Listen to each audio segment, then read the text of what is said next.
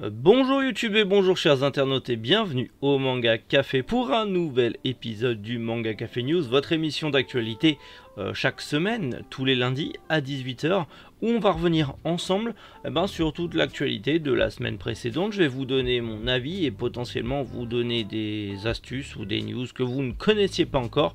Bref, sans plus tarder, on passe au sommaire ultra croustifondant. Et on commence avec mes 100 contes mortels qui arrivent chez Akata, Yokohama Station Fable qui arrive en manga et en roman chez Delcourt Tonkam, le manga Love Coach qui arrive chez Soleil Manga, Panini met le paquet avec plein de nouvelles annonces incroyables, Chunchu revient dans une nouvelle édition, à l'école des composés de Junji Ito qui arrive chez Mangetsu, et pour finir, bien évidemment, on va parler de la nouvelle série Baki, en tout cas le nouveau manga Baki qui arrive au Japon. Allez, Manga Café News, eh bien c'est maintenant.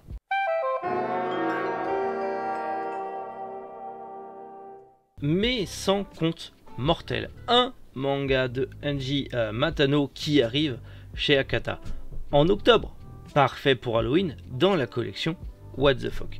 C'est 8,05 € le tome, il y a déjà 6 tomes au compteur au Japon, et en gros, on va suivre un jeune homme qui est un petit peu suicidaire, voilà, quand on a marre de la vie, et qui va apprendre l'existence tout simplement d'une légende urbaine qui dit que s'il lit les 100 contes mortels, à la fin, après avoir lu ces 100 contes, un esprit vengeur viendra pour le tuer.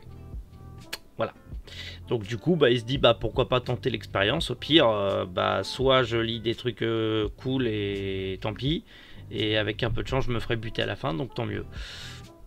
Donc on va suivre, en fait, ce jeune garçon dans un espèce de shonen horrifique un petit peu particulier, où va s'entremêler les contes horrifiques et légendes urbaines et la vie du jeune homme qui le mène à vouloir mettre fin à ses jours.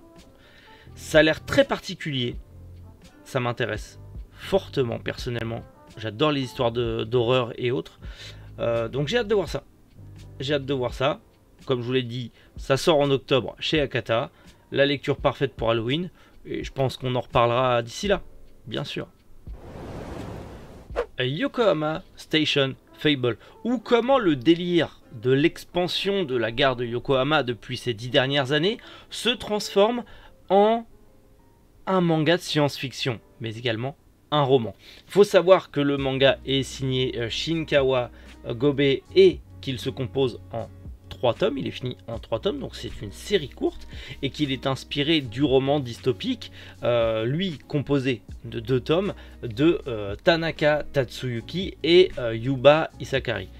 Du coup, Delcourt Tonkam ont annoncé qu'il y aurait le manga et le roman en même temps. On aurait le tome 1 du roman et le tome 1 du manga en même temps, ce qui peut être très cool si vous plongez dans l'univers, de pouvoir lire les deux et comparer les deux, par exemple. Mais en tout cas, en janvier 2024, nous aurons donc le roman et le manga. Mais en gros, la gare de Yokohama, c'est tellement expansé qu'elle recouvre l'intégralité quasi complète de l'île principale du Japon. Vous savez, le gros continent là. Ça recouvre quasi l'intégrale. Et seuls ceux qui vivent dedans font partie de l'élite. Un peu. Et on va y suivre un jeune homme qui va avoir un pass de la part d'un mystérieux individu qui va lui permettre de rentrer dans la gare de Yokohama et pouvoir y vivre dans cette citadelle, cette infrastructure citadélique futuriste. Mais du coup, sans le savoir, le fait qu'il rentre à l'intérieur va changer complètement le destin de l'humanité. C'est complètement what the fuck. Très futuriste, très alémien, si on peut dire ça comme ça. Hâte de voir ça. J'adore ces inspirations à la Gun, même si de base Gun est inspiré d'autres choses. Mais la distance entre les pauvres qui vivent exclus de la citadelle technologique. Mais là, au lieu d'avoir une énième ville céleste, on a juste la gare de Yokohama qui s'est tellement agrandie qu'elle a pris carrément presque tout le Japon. Ça a l'air complètement fou. Et c'est de la SF. Donc j'aime bien. Et c'est dystopique. Donc j'aime bien. Rendez-vous en janvier pour en reparler. Love Coach Koigakobo-kun, dur à dire, arrive chez Soleil Manga. C'est prévu pour février 2024. C'est une comédie romantique. On va y suivre une jeune femme otaku, fan de jeux vidéo, qui approche dangereusement de la trentaine et qui voit toutes ses copines se marier et elle se retrouve sur le carreau. Mais le beau Koigakokubo, c'est vraiment dur à dire, arrive dans son entreprise et lors d'une soirée d'entreprise lui propose de devenir son love coach, son coach en séduction, son coach en amour. Mais peut-être que du coup ça va se... Bon, c'est une comédie romantique donc les deux vont finir ensemble à la fin, à moins que peut-être que c'est clairement pas mon style de lecture, mais je sais qu'il y a un public et si vous aimez ce genre de truc, ça arrive en février 2024 chez Soleil Manga. Panini nous met le paquet, c'est le sujet principal de cette vidéo. Les éditions Panini nous ont annoncé Masterclass sur Masterclass, notamment l'arrivée d'un nouveau manga de Mito Shinji en France, l'auteur de Alma. Il s'agit de To a New You, où en gros on va y suivre un jeune homme qui repart dans son village natal après s'être fait larguer et va rencontrer une jeune fille avec qui il va sympathiser, voilà. Et quand il va reprendre son poste de professeur, cette jeune fille va être dans sa classe et va tout faire pour le conquérir. Relation prof-élève, un petit peu compliqué tout ça, mais ça peut être aussi justement un truc intéressant à voir. C'est pas mon style de lecture, mais pourquoi pas, on verra. C'est prévu pour novembre 2023. J'ai beaucoup aimé Alma, donc potentiellement que le manga est plus profond qu'il n'y paraît, comme pour Alma au final. Donc à voir. Pareil, un manga qui pour le coup m'intéresse fortement, Logging Under the Cloud, qui est un manga en 6 tomes, donc ce sera une série courte, fait par Karakara Kemuri, donc mangaka de Mars Read, dont beaucoup d'entre vous m'en ont beaucoup dit du bien d'ailleurs.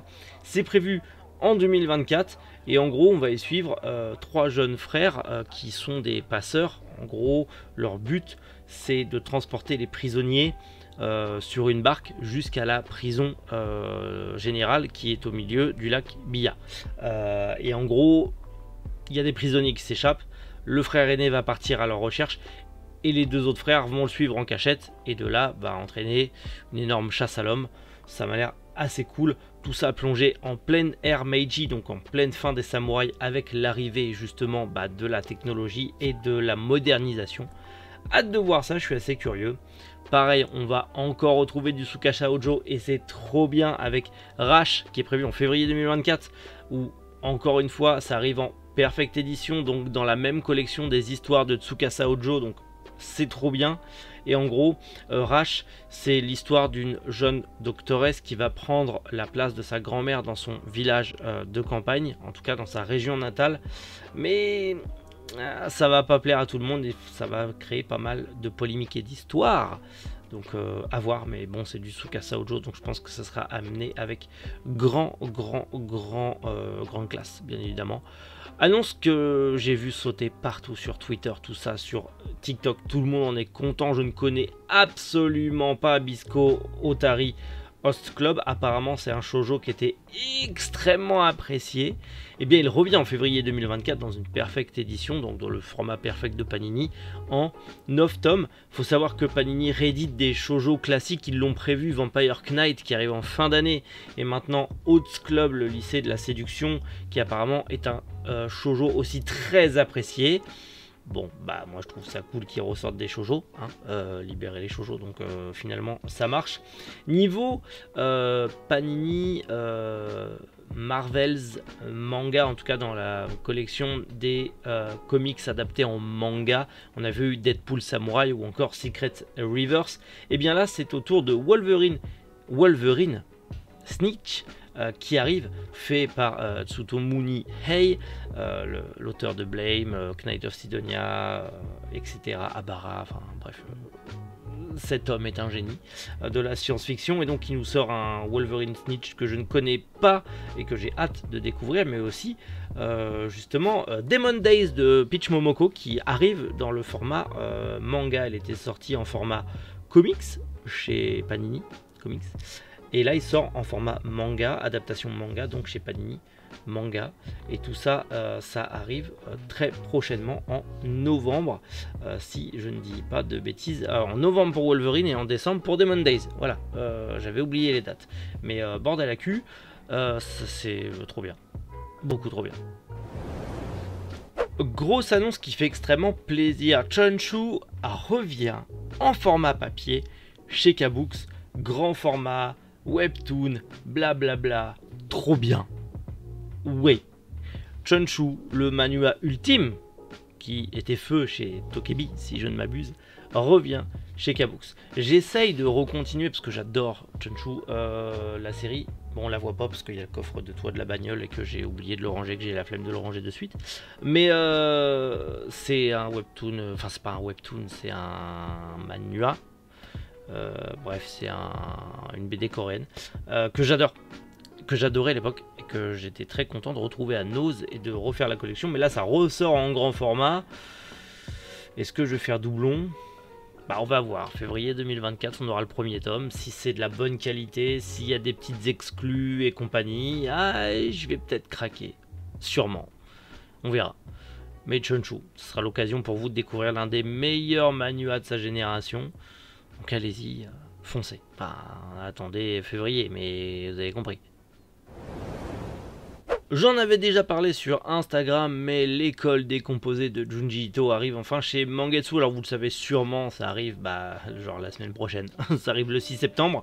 Et on le savait, on l'attendait depuis le mois d'avril, mais ça avait été repoussé pour plein de raisons. Mais ça arrive enfin chez Mangetsu, un nouveau Junji Ito. Mon dieu que c'est trop bien, parce que la collection Junji Ito chez Mangetsu, on va pas se mentir qu'elle est masterclass.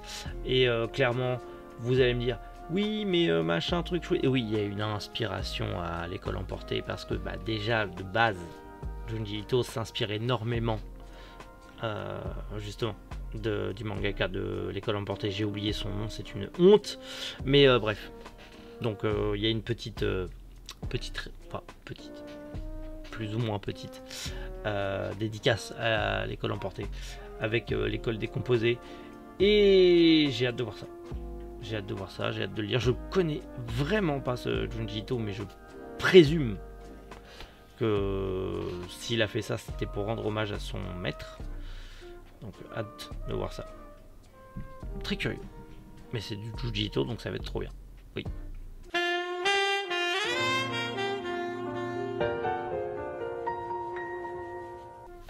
On ne pouvait pas finir sans parler de Baki, parce que Baki, oui, bien sûr que c'est la vie, Baki, c'est incroyable. Merci encore une fois Meian de nous le ressortir, et d'ailleurs, ça avait leaké un petit peu que New Grappler Baki sortait, enfin en tout cas la partie 2 sortait après la partie 1.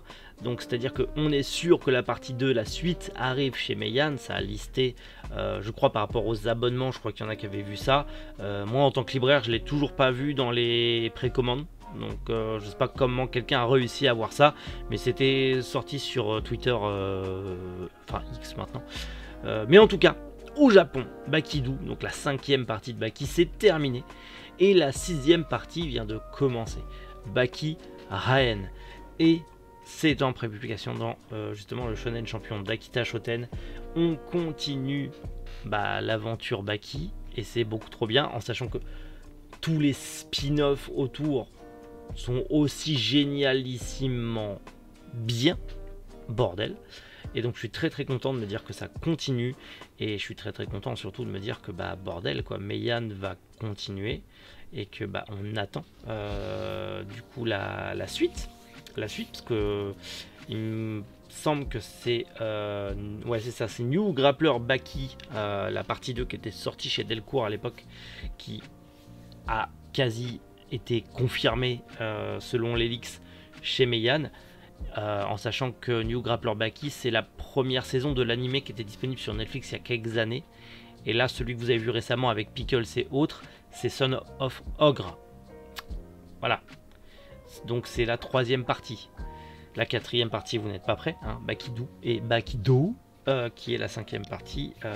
Et après, Bakiraen, qui est la 6e partie. Il y a plein de parties. On n'est pas prêt de s'arrêter et je trouve ça trop cool. Et bordel, vite la suite. Vite la suite, mais Yann, sortez-nous la suite. Je n'en puis plus. J'ai besoin de violence. Oui. Voilà, petit manga café news terminé dans un décor encore une fois. Les couilles. Un jour je l'arrangerai ma chambre. Mais là j'ai la flemme, retour de vacances, foutez-moi la paix. Bref, dans tous les cas, du coup...